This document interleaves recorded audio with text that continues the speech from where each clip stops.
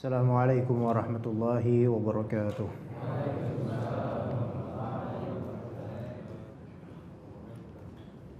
Innal hamdalillah nahmaduhu wa nasta'inuhu wa nastaghfiruh wa na'udzu billahi min shururi anfusina wa min sayyiati a'malina. May yahdihillahu fala mudilla lahu wa may yudlil fala hadiya lahu.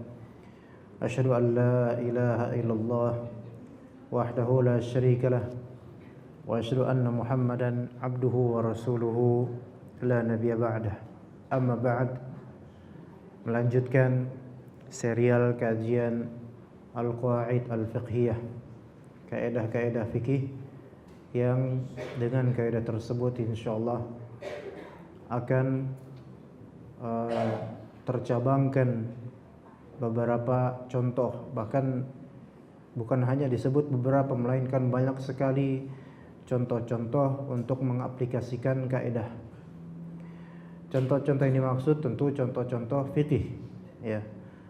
Kita melakukan pendekatan fikih di majelis ini dengan serial ini versi pengokohan atau versi penetapan kaidah-kaidahnya, ya. Bukan dari segi fikihnya langsung bab per bab, bab taharah, bab salat, bukan, tetapi dari segi kaidahnya. Ya, ini juga termasuk ilmu yang penting.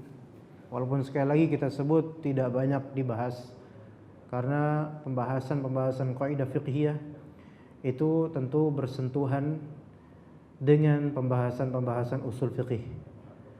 Dan usul fiqih suatu disiplin ilmu, dan juga kaidah fiqhiyah ini disiplin ilmu yang memang bukan ilmu pasaran. Artinya bukan merupakan ilmu yang begitu jamak diperbincangkan di majelis-majelis pada umumnya, tetapi kita berusaha untuk semakin mengupgrade keilmuan kita dan semoga bermanfaat, ya. Kali ini kita akan mempelajari suatu kaidah yang saya ambil dari kaidah mazhab Hanbali, ya. Mazhab fikih sebenarnya banyak, populernya ada 4. Tapi kita coba sedikit satu aja untuk malam ini atau senja ini, kaidah fikih mazhab Hanbali yang dilafalkan dengan lafal berikut: kullu ma amarallahu bihi aw nahallahu anhu fa inna ta'atahu fihi bihasabil imkan. Yaitu panjang lumayan, nanti kita ringkas. Semua yang Allah perintahkan atau yang Allah larang, sesungguhnya ketaatan terhadap Allah dalam hal perintah atau larangan tersebut bihasabil imkan, yaitu sesuai dengan kemungkinan. Maksudnya kemungkinan di sini apa? Kemampuan. Kemampuan di sini bisa dimaknai kemampuan kesempatan atau kemampuan keilmuan. Kemampuan kesempatan atau kemampuan keilmuan. Cabangnya nanti banyak sekali, bahkan setiap hari bisa direfleksikan ini kaidah. Atau intinya adalah dengan kalimat lain, at-taklifu masyrutun bil qudrati 'alal ilmi wal 'amal. Pembebanan syariat disyaratkan adanya qudrah. Qudrah itu kemampuan dari segi ilmu dan kemampuan dari segi amal, gitu. Kemampuan dari segi ilmu berarti sudah punya ilmunya, maka dia terbebani dengan pengamalannya, gitu. Kemampuan beramal, dia punya ilmu dan dia bisa mengamalkannya, maka terbebani dengan itu. Contoh, orang baru masuk Islam, ternyata dia baru tahu syahadat la ilaha illallah Muhammad Rasulullah, itu pun baru belajar, wajar, baru masuk Islam. Dan dia belum memulai memahami rukun Islam secara sempurna. Dia diajarkan rukun Islam, syahadat, sampai menunaikan haji jika mampu. Dan dia tidak ngerti apa itu wajib, sunnah, mubah, itu belum, namanya orang baru masuk Islam. Kan kalau dia dulu waktu masih di negeri atau di agamanya lama, mungkin semuanya halal, gitu kan. Nah, dalam Islam menunaikan haji hukumnya wajib bagi setiap muslim yang berakal dan baligh. Nah, tetapi dia ini ngira bahwasanya menunaikan haji dikiranya nggak wajib, dikiranya bukan kewajiban karena belum ngerti. Ya, ini berarti belum sampai ilmunya pada dia, ya kan? Belum sampai ilmunya pada dia. Maka kalau dia nggak berazam kemudian bilang ke orang nanya orang muslim, haji itu wajib tahu, kata dia bilang, masa sih enggak lah, haji itu nggak wajib, masa capek-capek kita harus ke Mekah. Maka dia nggak dikafirkan. Kenapa? Karena nggak ngerti. Lah kalau kita ngomong kayak gitu, lah ini bahaya nih. Bilang, Pak, haji wajib nggak? Wajib apanya? Wah, bilang gitu. Ya, enggak lah, haji itu sesukanya kita. Kalau kita mau ya haji-haji aja, kalau enggak ya nggak usah. Nah, ini yang seperti ini bahaya nih. Karena mengingkari kewajiban haji dalam syariat Islam. Tapi kalau baru masuk Islam karena belum punya ilmunya, maka memang dia belum bisa dikatakan dia terbebani begitu saja. Jadi pertama, qudrah ilmiah, yaitu kapabilitas atau malakah kepemilikan ilmu. Yang kedua, qudrah amaliyah, kemampuan untuk melakukan amal. Nah, gitu kan? Baru dia terbebani itu. Ya. Baru dia terbebani. Contoh lain dengan contoh haji tadi. Sekarang gini, Pak. Kita meyakini akidah kita, rukun Islam yang kelima. Haji itu wajib.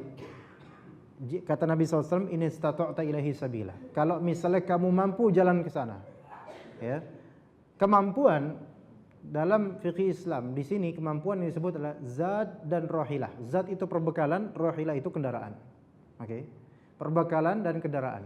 Ditambahkan oleh sebagian ulama ya kemampuan jasmani, kesehatan dan semisalnya.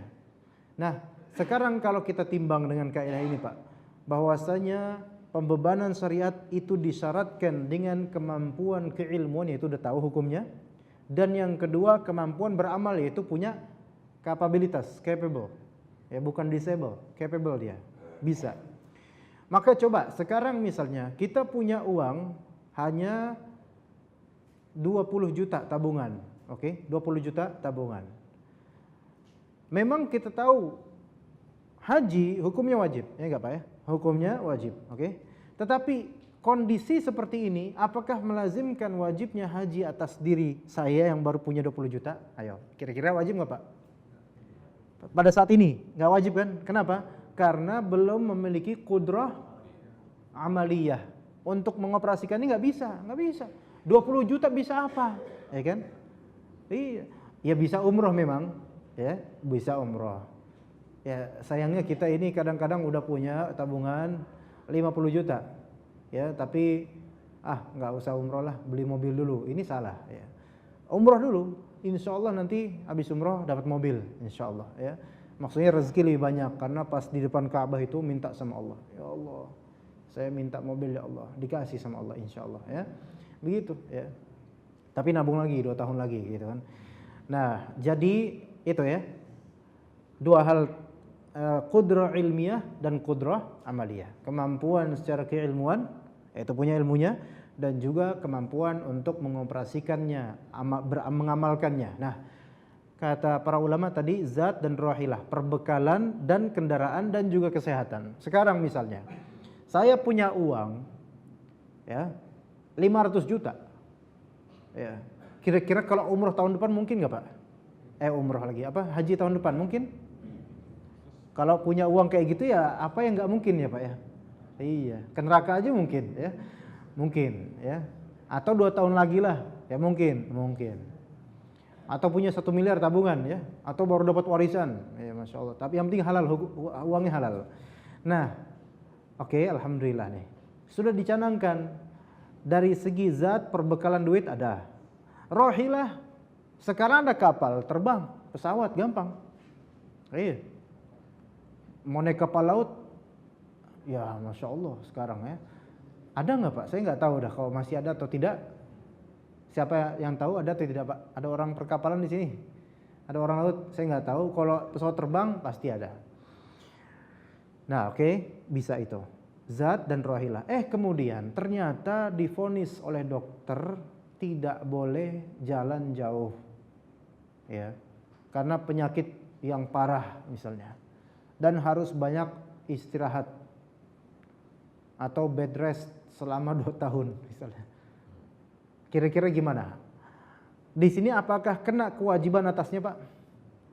Enggak. Tapi kalau dia mau, Pak, kalau dia mau, diperbolehkan bagi sebagian ulama, boleh baginya karena tidak mampu ketika itu tapi duit ada, dia boleh badal, haji badal ya namanya. Yaitu ada substitute ya gitu. Tapi substitutnya ini yang menggantinya ini sudah pernah haji sebelumnya. Gitu, Pak ya. Jangan cari substitut anaknya masih 20 tahun, Nang atau Leh, kamu haji ya. Bapak bayarin nih, tapi bapak nitip pahalanya. Ya maksudnya kamu haji double, niatan buat kamu sama niatan buat bapak. Anaknya udah ngaji di Baitur Rahman. Wah nggak bisa, Pak. Ya kata Ustadz nggak bisa gitu. Saya harus haji dulu gitu. Baru nanti setelahnya tahun depan mungkin baru bisa ngebadal. Nah seperti itu ya. Tapi itu tidak harus. Itu tidak harus. Ya jadi syaratnya tadi apa? Untuk bisa mempunyai keilmuan dan juga mempunyai kemampuan beramal. Oke. Kita jelaskan insyaallah ya kaidah ini lebih lanjut. Kata para ulama, at-taklif, yang mana taklif ada istilah dalam syariat Islam namanya taklif. Taklif itu pembebanan syariat Allah kepada hamba-hamba Allah, manusia dan jin. Ya, mukallaf itu adalah pihak yang dibebani syariat. Ya. Siapakah mukallaf itu? Akil baligh. Akil baligh. Akil yang berakal, baligh yang sudah sampai usia ya baligh. Ya, mungkin dengan haid pertama kalinya kalau perempuan, dengan junub atau tumbuhnya jenggot. Atau kalau enggak ada itu semua 15 tahun ukurannya ya. Jadi orang kalau udah di atas 15 tahun itu usia akil baligh, Pak. Ya. Selama dia akil dan baligh, maka dia mukallaf, mau jin atau manusia. Adapun urusan jin kita enggak ngurus mereka ya. Kita enggak tahu berapa usia jin, ya Allah alam ya. Tapi kita nih ya, kita mukallaf. Nah, pembebanan syariat itu dia mendapatkan pernyataan dari Allah berupa perintah atau larangan. Kalau dia melaksanakan dapat pahala, kalau dia melanggar dapat dosa. Nah, taklif syar'i, pembebanan syariat itu disyaratkan dengan adanya kemungkinan ya. Kemungkinan dari segi keilmuan dan juga kemampuan mengoperasikan apa yang diperintahkan. Begitu. Begitu. Ada dua hal tadi ya. Dia punya ilmu, pengetahuan maksudnya tentang hukumnya, dan dia punya kemampuan. Maka syariat tidak diwajibkan atas orang yang tidak memungkinkan mengetahui itu. Seperti al-majnun dan at-tifl. Al-majnun itu orang gila. Ya, majnun di sini orang gila betulan, Pak. Orang gila yang majnun terhijabkan akalnya. Orang gila yang di pinggir jalan nggak pakai katok ya, nggak pakai celana, cuman pakai CD ya. Nah itu orang gila itu. Nah sekarang orang gila banyak di pantai ya, gitu ya. Tapi mereka ini gila dosa ini, bukan gila majnun ya. Nah kalau orang gila beneran karena kebentur atau karena mungkin ngehirup apa, kemudian jadi pusing, bingung, jadi gila atau amnesia atau apa, atau lupa sama sekali apa-apa, ini tidak memungkinkan ada yang ilmu pada dirinya, ya enggak? Ya enggak bisa ya. Maka enggak dibebani syariat. Atau tifl, anak kecil ya. Seperti anak ini, putra ini itu ya, masih berusia belum baligh. Masih kecil, tidak dibebani syariat padanya. Iya. Tetapi usia atau tamyiz 7 tahun ke atas kalau sholat sah, kalau puasa sah. Iya, puasa sah, sholat sah. Pahalanya buat siapa terus? Insya Allah buat bapaknya atau ibunya. Ya, Allah yang punya itu ya. Jadi syariat tidak diwajibkan atas orang yang tidak memungkinkan adanya ilmu padanya. Kalaupun dia tahu, dia belum diwajibkan untuk menerapkan apapun. Ya. Tetapi orang tuanya diwajibkan untuk mendidiknya, gitu loh bedanya, Pak. Makanya kata Nabi SAW, muru auladakum bis salati li sab'in. Perintahkanlah anak-anak kalian untuk sholat ketika dia berusia 7 tahun. Jadi 7 tahun batasannya kita perintahkan, ya sebelum itu boleh, cuman 7 tahun ini kewajiban. Nah, kewajiban di sini, kewajiban Allah Ta'ala perintahkan atas bapaknya atau anaknya, Pak? Bapaknya atau anaknya, Pak? Bapaknya. Bapaknya wajib menyuruh anaknya untuk sholat. Sholat. Usia 8 tahun. Ya, sholat. Ya, ternyata anaknya nggak mau sholat, main game. Ya, nggak mau. Lagi seru udah level 14. Ya. Lagi seru, sholat, astagfirullahaladzim. Babe mentang-mentang nggak bisa, ya kan? Lagi seru nih, sholat, udah sholat. Ya udah diajak ke masjid. Ya, bapaknya ke tempat wudhu, anaknya ke parkiran, pulang lagi. Nah, terus sekarang gimana tuh? Dapat dosa nggak anaknya itu? Nggak dapat. Karena apa? Anak ini belum diwajibkan sholat. Belum diwajibkan sholat. Dia belum mukallaf. Tapi bapaknya diwajibkan untuk mendidik anaknya untuk sholat. Kalau anaknya nggak mau, yang penting bapaknya sudah menyuruh, mendidik. Kadang-kadang kan misalnya bapak-bapak punya putra 8, 9 tahun, 10 tahun ya. 8 atau 9, 7, 8, 9 tahun.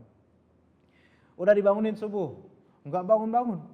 Jam 5:30 baru bangun. Diomelin sama bapak misalnya. Ya. Udah diomelin, tetap aja nggak sholat. Mandi lama banget di dalam kamar mandi. Diomelin lagi, nggak sholat lagi. Kemudian makan pagi, sarapan, sekolah. Ya bapaknya nggak sempet, masa ngomel terus, ya kan? Nah di sini walaupun anaknya nggak sholat, anaknya nggak berdosa. Yang penting bapaknya sudah ngingetin terus gitu loh. Gitu. Jadi di sini yang wajib adalah bapaknya menyuruh anaknya sholat. Tapi anaknya wajib nggak sholat? Nggak wajib. Kalau anaknya sholat, sah atau tidak sholatnya? Sah. Pahalanya kemana? Kepada yang menyuruh, yaitu bapaknya atau ibunya. Begitu Pak ya. Kalau 10 tahun, nah kata Nabi SAW, wadribuhum li'ashrin. Kalau usianya udah 10 tahun, pukul anak itu. Maksudnya bukan nyuruh sholat sambil mukul, bukan. Tapi maksudnya kalau nggak mau sholat, dipukul nggak apa-apa. Ya pukul yang bagus ya. Jangan pukul yang di game-game itu pakai senjata gitu, enggak ya. Ya pukul yang ini buku ya. Apa? Bangun, dipukul ya. Atau disiram sekalian. Disiram masih tetap tidur. Ya, sengaja itu. Ya misalnya, dipercikin, tetap tidur. Iya. Nah. Tapi udah wajib belum dia sholat? Belum wajib. Kapan dia wajibnya? Kalau udah mukallaf, akil, baligh. Dia berakal nggak? Sebenarnya udah punya akal, cuman balighnya yang belum ada tanda-tandanya. Nah sekarang anak-anak kita ini berapa nih usianya dan sudah baligh atau belum? Ya bisa dilihat tanda-tandanya. Tanya tuh anak. Ya. Biasanya orang-orang kencing udah lurus belum? Bingung anaknya. Apaan tuh bah? Kencing udah lurus nggak ngerti ya? Atau kalau perempuan haid misalnya, kalau laki-laki ya seperti itu, junub dan semisalnya ya. Makanya orang tua dan anak perlu dekat ya supaya tahu kapan anaknya sudah baligh. Ya. Maka ketika anaknya baligh itu sudah menjadi wajib sholat atas dia. Ya, dia sudah punya imkan dari segi ilmu, dia tahu itu wajib dan harus dikasih tahu sama bapaknya sholat wajib. Ya. Dan dia punya kudrah, yaitu kemampuan untuk melaksanakan sholat. Nah kalau udah sampai usia 12 tahun, udah junub misalnya, udah balik, 12 tahun rata-rata sekarang balik SMP Pak ya. Iya, 12 tahun udah balik belum Pak? Kira-kira Pak, kalau zaman sekarang. Perempuan, ya insya Allah perempuan lebih early dia. Bapak-bapak dulu kapan Pak pertama kalinya? Lupa. Jangan-jangan udah kuliah baru balik, karena orang dulu polos-polos ya, jadi baru sadar udah balik pas mau nikah tuh. Nah itu udah balik ini. Balik diperintahkan sholat ya. Kalau dia masih remaja boleh dipukul sekali-kali. Kamu kok nggak mau sholat? Nah kalau dia nggak sholat, dosa bapaknya beneran. Dia nggak sholat dosa bapaknya. Makanya kalau udah anak punya anak balik itu ngeri. Ya dia nggak mau sholat kita ingetin, tapi ingetnya kalau udah maksimal ternyata dia nggak mau, maka itu serahkan kepada Allah Pak ya. Tapi biasanya kalau anak-anak itu sudah dari kecil dididik, insya Allah pas sudah balik pun sebandel-bandelnya dia, insya Allah masih sholat lah gitu ya, sebandel-bandelnya ya masih ada sholatnya insya Allah. Nah ini makanya penting sekali pendidikan dari kecil. Rasulullah SAW mengajarkan seperti itu ya. Makanya anak-anak kecil yang kemari ya, walaupun pas kajian dia malah keluyuran pada ngobrol di sana ya, masih alhamdulillah itu masih mau ke masjid ya. Kalau bisa diajak itu remaja-remaja itu ya. Baik, kita lanjutkan Pak ya. Nah, syariat tidak diwajibkan atas orang yang tidak memungkinkan ilmu padanya seperti orang majnun dan anak kecil. Dan tidak juga diwajibkan atas man ya'jaz, yaitu orang yang disable. Disable itu tidak mampu. Ketidakmampuan di sini bukan ketidakmampuan secara perasaan. Ya, kayak kita misalnya ada azan subuh. Aduh, nggak mampu nih saya bangun. Situ aja mikir nggak mampu. Mampu sebenarnya kalau dilawan. Nah, jadi bukan itu masalahnya. Tidak mampu di sini, tidak mampu secara natural. Seperti al-a'ma, orang buta misalnya. Orang buta, ya. Orang buta pun dalam sholat berjamaah. Kalau kita mengikuti pendapat yang mewajibkan sholat berjamaah dan itu yang lebih tepat. Orang buta tidak diberi uzur, Pak. Kecuali kalau tinggalnya di seberang dan ada jalan boulevard, ya, jalan raya. Nah itu. Ke masjid buta, ya, subuh-subuh lagi, ya, harus nyeberangin jalan raya. Itu kan mempercepat kematian itu namanya, ya. Jadi yang seperti itu mungkin diberi uzur. Masjid di seberang, dia harus jalan, buta, nggak ada yang nuntun. Kalaupun ada yang nuntun repot karena mobil lagi pada kenceng-kencengnya. Yang ada orang yang nuntun kena juga nanti, gitu kan? Makanya yang seperti ini mungkin diberi uzur. Dulu Abdullah bin Umi Maktum itu punya sekitar 6 yang kalau orang sekarang pasti diberi uzur. 6 alasan beliau minta uzur untuk tidak ke masjid. Abdullah bin Umi Maktum itu sahabat pertama, beliau uzur pertama. Usianya renta. Ya, pertama. Ya. Saya mudah-mudahan ingat 6-6-nya ini. Pertama usianya renta, ya. Kemudian yang kedua, rumahnya jauh. Rumah beliau itu bukan tetanggaan masjid, bukan depan masjid atau apa, ya. Rumah beliau jauh.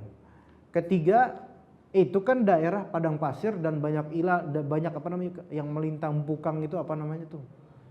Ya, kaktus atau apalah gitu ya. Pokoknya jalanan akar-akar dan semisalnya. Orang buta kira-kira udah buta, ya, rumah jauh, banyak rintangan, ya. Kalau kita kan rintangnya paling tikus werok doang, gitu kan. Kalau ini rintangnya kalajengking padang pasir, ya. Atau mungkin binatang buas lainnya, ular dan semisalnya. Dan ini nggak bisa ngelihat, malam nggak ada petromak, nggak pakai petromak, jalan gitu aja, jauh rumahnya, ya, renta tua, kemudian jauh rumahnya, kemudian banyak halangan, kemudian rasa dingin yang menyengat, ya. Padang pasir atau daerah seperti itu kan lebih dingin daripada sini Pak kalau misalnya udah malam. Itu yang keempat, ya. Kelimanya kira-kira apa Pak? Ada lagi? Udah yang kelima ya? Ya pokoknya begitulah ya. Tetapi Nabi SAW bertanya, asami'tan nida, apakah kamu mendengarkan azan? Maka kata Abdullah bin Maktum, na'am, iya saya dengar azan. Fa'ajib, maka jawablah azan itu. Bukan maksudnya jawab cuma jawab hayya shalah, la haula wala quwwata illa billah. Bukan gitu doang. Tapi datang ke masjid. Itu padahal ya Allah, kalau orang sekarang ya Allah, cuman demam sedikit aja uzur, sakit gigi dikit uzur, panuan dikit uzur, ya. Gitu ya. Iya. Level berapa tadi? Level 14, ya. Ayo tong sholat. Uzur be 14 levelnya. Wah, nggak ada uzur kayak gitu. Orang sekarang kan gitu, anak-anak sekarang tuh. Ada aja semua dibilang uzur untuk tidak ikut sholat berjamaah. Ya. Jadi a'ma kalau untuk sholat berjamaah ya itu ya relatif ya. Kadang memang diberi uzur, tapi kalau dia mampu dia tetap wajib untuk sholat berjamaah. A'ma atau orang marid, orang sakit, tidak punya kemampuan. Di sini konteksnya memang dalam konteks jihad. Coba kalau misalnya orang buta jihad berperang melawan orang kafir, kira-kira gimana? Ya nggak bisa, nggak mungkin. Orang sakitnya sakit yang memang nggak memungkinkan untuk berjihad. Kayak misalnya demam ya, yang sangat luar biasa. Ya. Kalau kena cacar bisa nggak Pak jihad Pak? Cacar tuh demam juga nggak Pak kira-kira? Saya lupa. Demam ya? Nah itu juga mungkin nggak susah ya. Dia udah lemes, cacar ya. Iya, ntar ketemu orang kafir dibully lagi. Tuh cacar banyak banget tuh. Gitu ya. Nah, atau orang-orang lainnya yang sakit lainnya, ya. Dia misal punya luka, diperban, diamputasi, dia nggak bisa wudhu dengan sempurna, ya. Maka diwajibkan nggak dia wudhu sempurna? Nggak diwajibkan, semampu dia. Makanya kudrah itu, kemampuan itu, ya, itu adalah alasan atau itu merupakan manat dan titik untuk dibebankan kewajiban atasnya kalau dia mampu. Ya, begitu juga untuk sholat. Dalam sholat wajib itu tidak boleh kita sholat wajib dalam keadaan duduk. Maksudnya duduk itu nggak boleh. Sholat wajib di kursi, sholat wajib duduk nggak boleh. Kecuali penyandang disabilitas, ya. Ya memang tidak mampu, mungkin kakinya, ya, ada pengapuran atau apa atau gimana, ya pokoknya udzur lah, maka dia boleh. Nah, masalahnya gimana kalau misalnya imamnya nggak bisa berdiri, duduk bisa ya sholatnya. Boleh tidak dia jadi imam? Boleh. Nah, ketika duduk, maka makmumnya duduk juga. Makmumnya duduk juga. Duduk di kursi apa duduk di ini bawah? Ya, semampunya masjid. Kalau nggak ada kursi, kalau makmumnya 100, butuh kursi 100, repot lagi. Ya, qomatnya lama nanti nyediain kursi-kursi dulu. Taunya imamnya nggak datang. Ya, repot ya. Nah, jadi imam kalau duduk, makmum duduk. Imam kalau diri, makmum juga harus diri. Kecuali yang tidak mampu. Nah, ketidakmampuan yang real, yang natural, bukan tidak mampu karena mager, ya. Kalau tidak mampu karena mager itu emang malas namanya dia. Nah, kita lanjutkan. Kemudian untuk saum, puasa, ya. Saya yakinlah seluruh muslimun mereka punya ilmu bahwasanya puasa itu wajib, puasa Ramadan. Ini sudah, ya. Yang kedua, mampu atau enggak gitu loh. Kalau enggak mampu, lihat nggak mampunya dalam masa gimana, nggak mampunya apa nih? Saya nggak mampu Ustaz karena saya lagi mengandung misalnya. Ya, hamil tua nih, betul-betul terkuras tenaga saya Ustaz, saya nggak mampu. Nah, ini udzur bisa. Atau menyusui, ya bisa. Atau sakit yang sangat parah, bisa. Kalau sakit-sakit ringan, ya kenapa? Kapalan kaki, Masya Allah, nggak ada nyambungnya ini sama puasalah. Iya. Saya kemarin teman saya, ya kan saya daurah kemarin di Solo sama Syekh Ibrahim Ar-Ruhaili. Ya beberapa ustadz itu kan banyak juga loh ustadz yang jago main bola Pak, ya. Iya. Pas daurah dari pagi Pak sampai zuhur. Habis zuhur beberapa asatidzah, ya terutama lulusan pesantren kita ini, itu emang dari pondok kita suka main bola. Ayo Gum, main futsal Pak. Ya, bola zaman sekarang kan futsal. Ya, soalnya lapangan udah agak susah ya.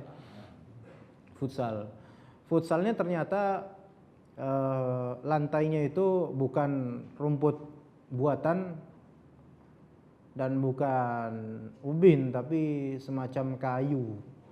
Ya, dan itu trik-triknya itu. Kan belakangan ini terik tapi anginnya kenceng Pak ya. Terik, panas sekali. Kayunya panas. Ya, lantainya panas. Maka jumhur para asatidzah pemain bola itu kemarin, jumhur, saya nggak bisa bilang ijma karena saya nggak memeriksa semua kaki mereka. Itu jumhur insyaallah langsung pada ini kakinya melepuh-lepuh itu. Ada yang robek itu kulitnya, apa namanya? Kalau bahasa Betawinya dulu apa ya? Saya lupa namanya. Kayak set gitu kemudian ya gitulah. Kayak lecet tapi kekupas itu kulit luarnya.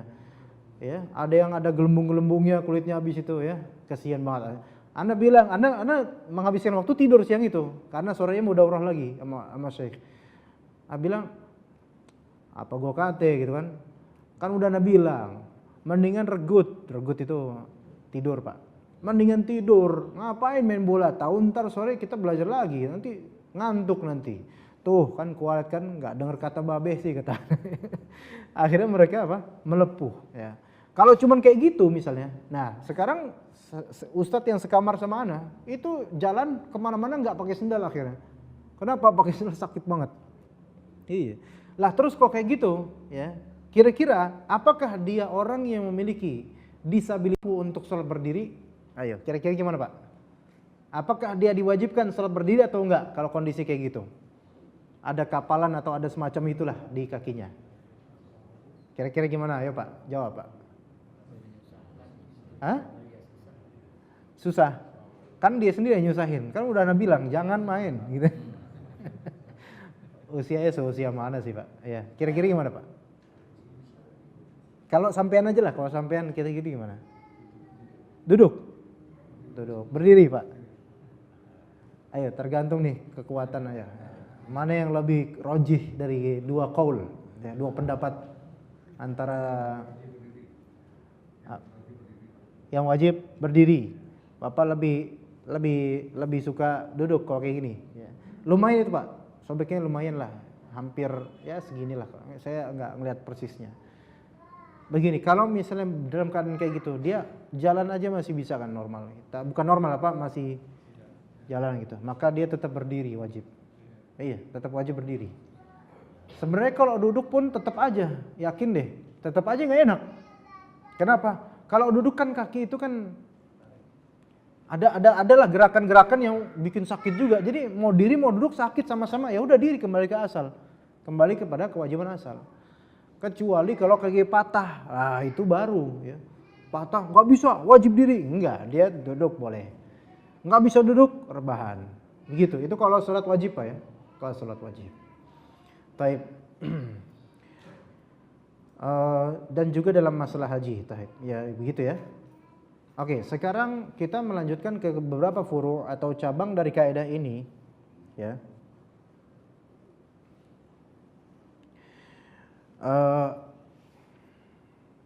Ada perkataan dari para ulama mazhab Hanbali seperti ini, man taraka wajiban min wajibatis shalah lam ya'lam wujubahu. Ya. Orang yang meninggalkan kewajiban dari suatu kewajiban dari kewajiban salat dan dia tidak mengetahui akan wajibnya. Kadang-kadang kita gitu, Pak, ya. Kadang-kadang kita gitu loh. Ya. Bisa jadi ada rukun atau kewajiban dalam salat sampai usia segini kita belum tahu satu poin misalnya, apa ya. Ada aja. Atau melakukan suatu hal yang dilarang dalam salat dan kita belum tahu. Contoh misalnya meninggalkan tumakninah dalam salat. Tumakninah itu apa, Pak? Ya maksudnya rukun betul, syarat wajib dalam salat juga. Apa itu tumakninah? Tenang. Iya. Jadi kalau salat matuk-matuk ya, itu kadang saya lihat bukan di sini ya. Ya adalah di komplek rumah kediaman saya. Itu ada seorang, ini salah saya juga, saya belum mengingetin ya. Seorang bapak yang dia kadang-kadang aja ke masjid karena sibuk ya. Kepala sekolah di daerah Cilangkap ya. Beliau ini kalau sholat itu ya, maaf sarungnya itu menjulur banget ke bawah, Pak. Kayak anak-anak yang pakai sarung tuh loh. Sarungnya tuh menjulur ke bawah, ya, menyapu bumi, ya Masya Allah. Iya. Kemudian pakaiannya juga kurang bagus. Kepala sekolah itu. Tapi kalau di sekolahan, Masya Allah, kepala sekolah. Tapi kalau di masjid, udah kayak anak-anak muda, ya. Nah, sholatnya itu matuk-matuk kayak ayam, ya. Sarungnya menyapu bumi, sholatnya mematuk kayak ayam, Masya Allah.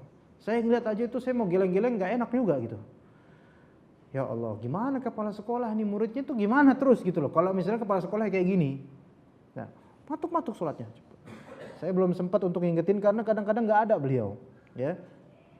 Mungkin orang ini nggak tahu bahwasanya tumakninah itu wajib dalam sholat. Tumakninah apa? Tenang. Tenang di sini artinya kalau misalnya sampai yang sudah baca Subhana rabbiyal a'la atau Subhana rabbiyal a'la wa bihamdi, itu jangan cepet banget gitu loh. Atau baca kecepatan Subhana rabbiyal a'la. Subhanallah.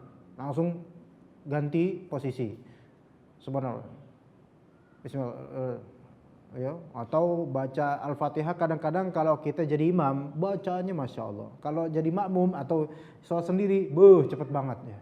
Kadang-kadang gitu Pak. Hati-hati tuh. Kalau misalnya kita jadi imam, baik imam di masjid atau imam dadakan ya, bacaannya Masya Allah. Giliran sholat sendiri, bacaannya na'udzubillah ya. Itu jangan kayak gitu. Balance lah ya. Baik imam atau makmum kita bacaannya stabil. Ya.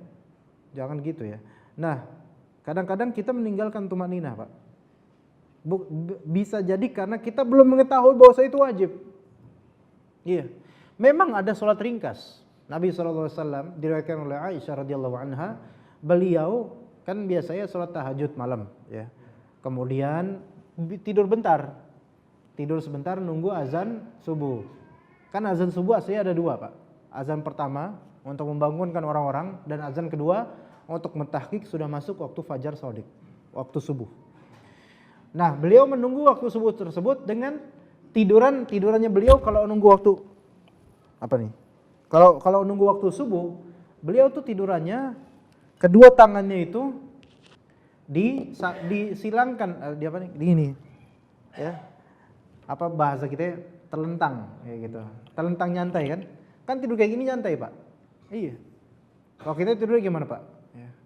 Tidur kayak gini nyantai. Itu nunggu waktu subuh. Nah, pas sudah ada azan waktu subuh, dan itu mungkin tidurnya tidur biasa sehingga tidak mesti membatalkan wudu. Beliau di antara azan dan qomat, ya, karena beliau lah imamnya, maka beliau sholat di rumahnya 2 rakaat ringkas. Sholat ringkas ini sampai Aisyah bilang, aku sampai tidak tahu beliau membaca Al-Fatihah atau tidak. Maksudnya adalah saking ringkasnya, karena biasanya Rasulullah itu sholat panjang. Ya, maksudnya kalau sholat sunnah, kecuali sholat sunnah 2 rakaat sebelum subuh, ringkas. Nah, ringkas di sini tidak berarti matuk-matuk, karena dalam hadis-hadis lain, beragam hadis beliau melarang sholat matuk-matuk. Iya, melarang. Ringkasnya sholat Rasulullah itu tetap tumakninah. Bukti lainnya di satu hadis yang sahih. Di masjid, di pojokan ada Rasulullah SAW sedang duduk. Kemudian datang seseorang, ya, sahabat, sholat, ya. Saya lupa itu sholat tahiyatul masjid atau sholat tahiyatul masjid mungkin. Sholat dan cepat sholatnya, matuk-matuk. Rasulullah SAW kemudian melihat, dan beliau atau sahabat tersebut kemudian melihat Rasulullah di pojokan.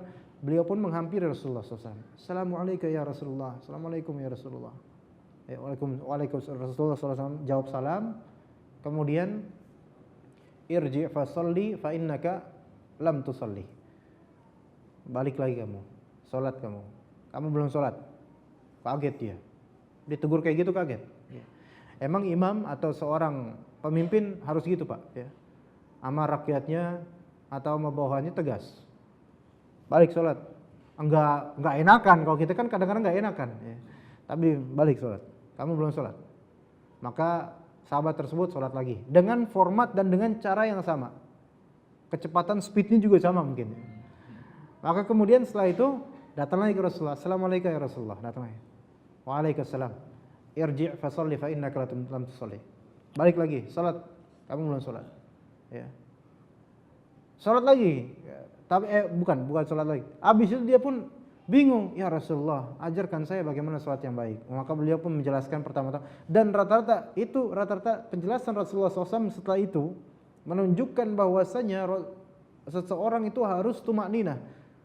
Ruku' itu tenang ruku'nya, yaitu udah lurus, lempeng ini ruku'nya. Enak gitu kan. Nanti naik udah enak, tegak, ini itu. Jangan belum sempat ruku' balik lagi. Kadang-kadang beberapa orang tua tuh kayak gitu tuh, ya. Enggak di sini insyaallah. Di beberapa di kampung-kampung tuh, Pak. Kampung-kampung baik Jakarta atau apa, di masjid-masjid atau musola-musola kecil tuh. Allahu Akbar. Sami Allah. Baca apa itu orang? Belum nyampe ruku sempurna udah naik. Ini yang bisa kena laknat yang seperti ini, enggak sah salatnya. Tapi gimana kalau misalnya seseorang ternyata belum tahu kalau tumakninah itu rukun, ya, belum tahu. Maka bisa jadi kalau dia memang baru masuk Islam atau memang enggak pernah dididik sama sekali di kampungnya, maka mungkin ini bisa diberi uzur. Kenapa? Karena belum tahu. Sulitnya sekarang ini, Pak, kita tinggal di kota. Bekasi ya termasuk termasuk yang segalanya ada lah gitu lah. Sinyal internet ada. Kajian ada. Maka kalau seperti kita ini, saya khawatirnya nggak ada uzur, Pak. Saya khawatirnya begitu. Nggak ada uzur kejahilan gitu loh. Karena informasi itu begitu deras. kok nggak nuntut ilmu gitu loh masalahnya.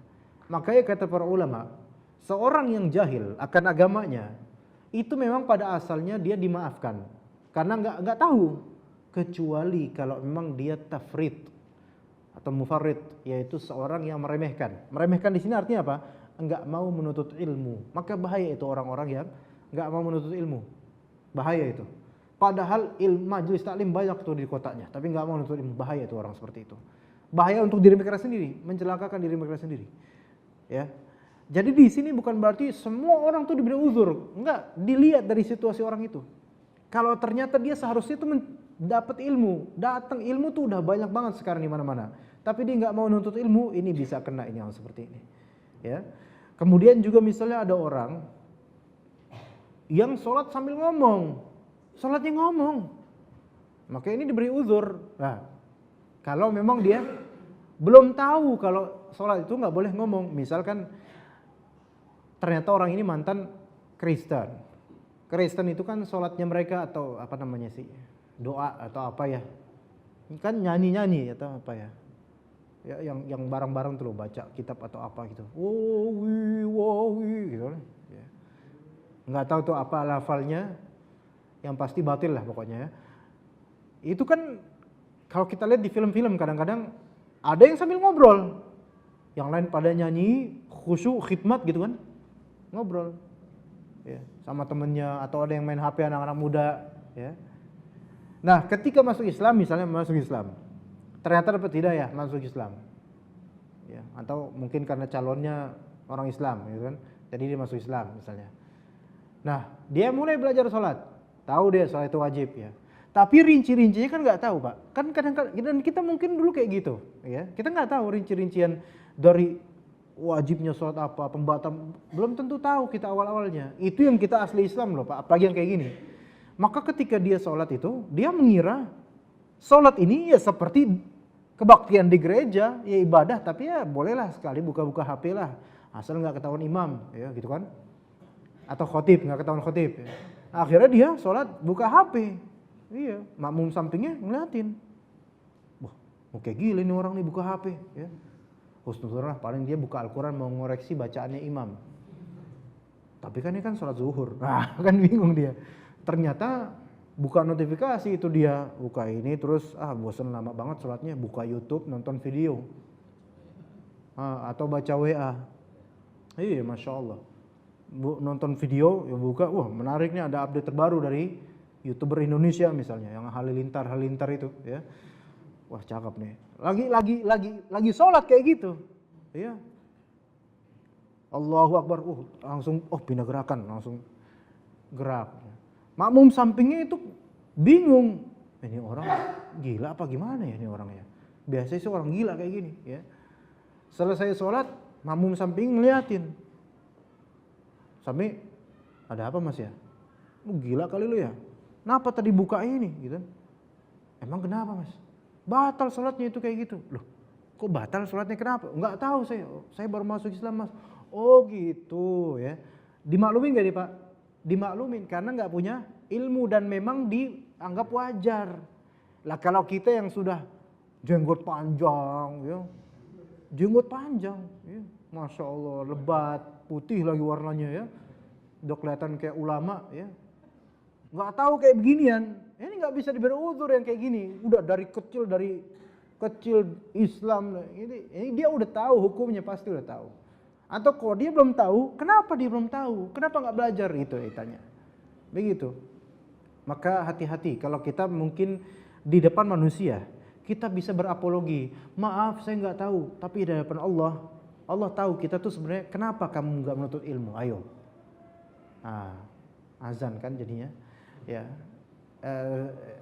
Ini kajian diteruskan ba'da azan atau gimana Pak? Ba'da azan. Kira-kira ada yang mau bertanya nggak Pak habis azan Pak? Oh nggak ada? Ya udah kalau gitu. Ya kita azan dulu, silakan.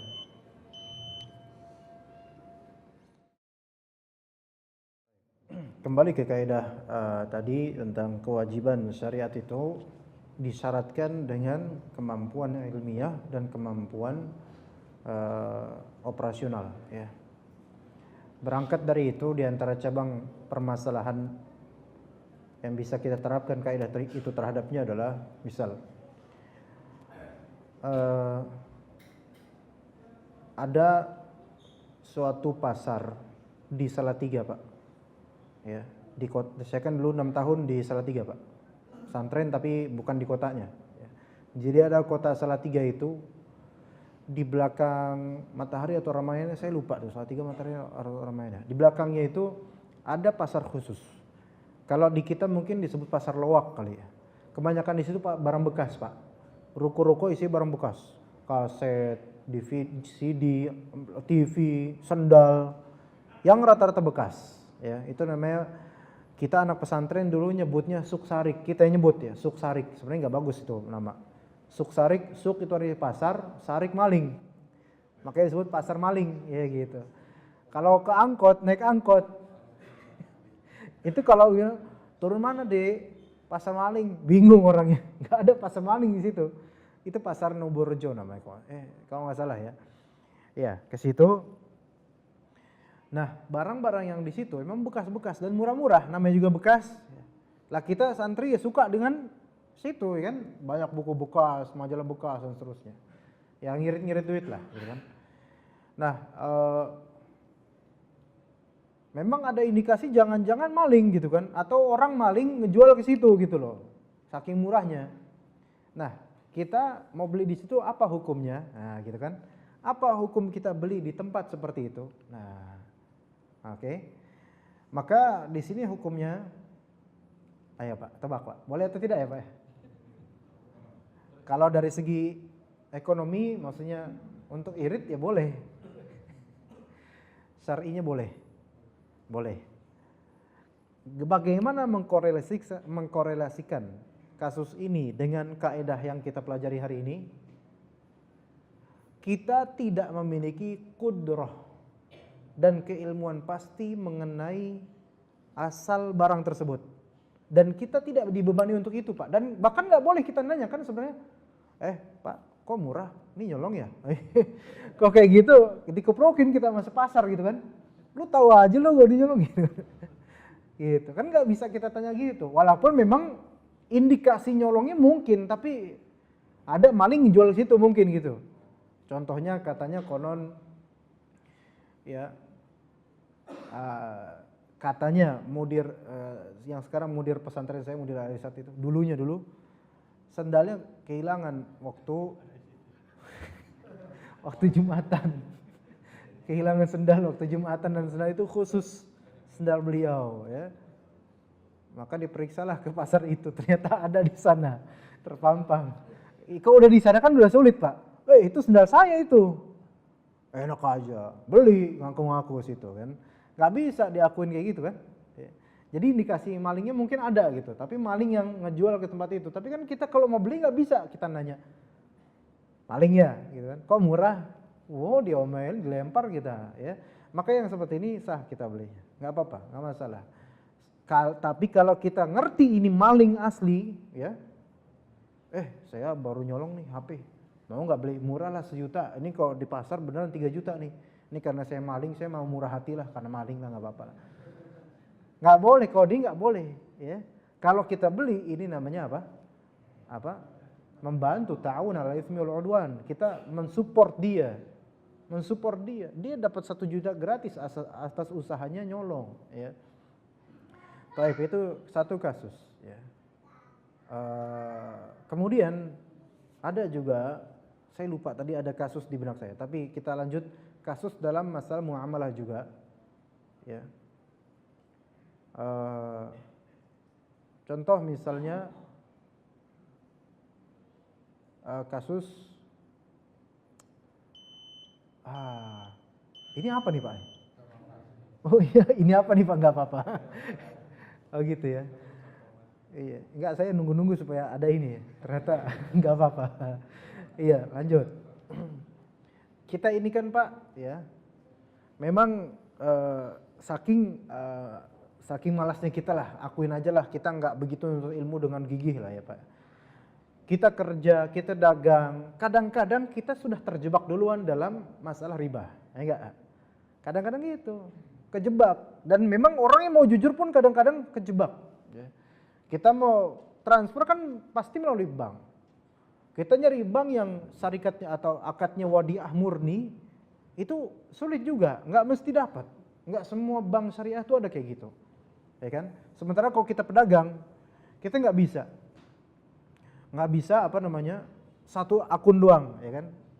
Siapa yang di sini mungkin pedagang Pak, pedagang besar misalnya, punya satu akun itu repot Pak, beneran. Customer nanti pada nanyain, kok ada nggak akun bank ini? Wah saya nggak punya, bank ini doang saya punya. Wah nggak bisa mas, carilah akun ini. Nanti semua customer kayak gitu, repot kita, bingung. Atau misalnya kita gajian Pak. Nah sementara perusahaan itu mensyaratkan harus ada penyeragaman bank untuk rekening gaji, ya kan ya? Sekarang rata-rata gitu perusahaan kan? Iya. Nggak mau perusahaan rugi bayar 6.500 tiap bulan untuk satu person ya. Apalagi pegawainya ada 500 misalnya, beda-beda bank. Wah, kena charge terus itu. Wah, ini rugi nih sebulan ini, lumayan ini, gitu kan? Maka perusahaan menyeragaman semuanya wajib pakai bank ini kita tentukan, nah, gitu kan? Maka ya udah pakai bank itu, ya kan? Gimana tuh? Boleh nggak tuh Pak? Asli nggak boleh, cuman karena kita nggak mampu lagi mau gimana coba? Wah, bilang ke bidang apanya, keuangannya atau apa, bidang yang mensuplai gaji, Pak, afwan Pak, saya nggak usah pakai ATM lah Pak, Pak nggak usah pakai transfer, saya cash aja Pak. Cash enak aja, hari gini cash kata orang itu. Masa saya kasih amplop, ya. Emang pengajian kan dia kayak gitu. Masa saya kasih amplop, ya, udah gitu gaji nominalnya ada 5.765.455 rupiah. Itu mecahinnya gimana Pak? Saya nggak bisa. Wah gimana ya Pak ya, saya nggak mau saya Pak, nggak punya akun itu karena nanti pasti dapat bunga Pak. Kamu keluar dari pekerjaan ini atau gimana?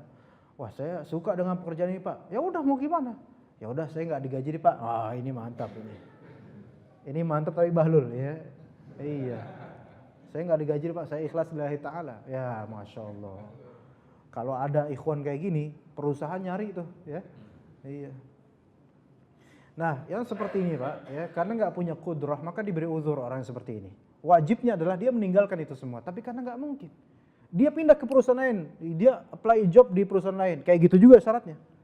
Iya, kecuali dia jadi pedagang warung misalnya, mungkin nggak ada kayak gitu-gituan.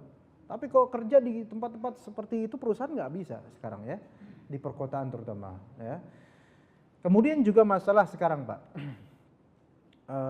kadang-kadang iskal di kita itu, ya itu sudah terjerumus ke dalam masalah-masalah ribawi. Contoh kita sudah ngutang sama bank misalnya, dan ternyata ada persyaratan yang memang haram sebenarnya, seperti denda keterlambatan atau seperti pembayaran ya minjam tapi bayarnya lebih dari hakikat yang dipinjam. Kita minjamnya 50 juta, cicil kalau di total 55 juta misalnya. Ya. Ini kan riba, jelas. Nah, bagaimana tuh Pak kalau misalnya sudah ngutang atau sudah punya rumah hasil dari itu, hasil dari minjam itu? Ya, bagaimana hukumnya? Hukumnya gini maksud saya gini.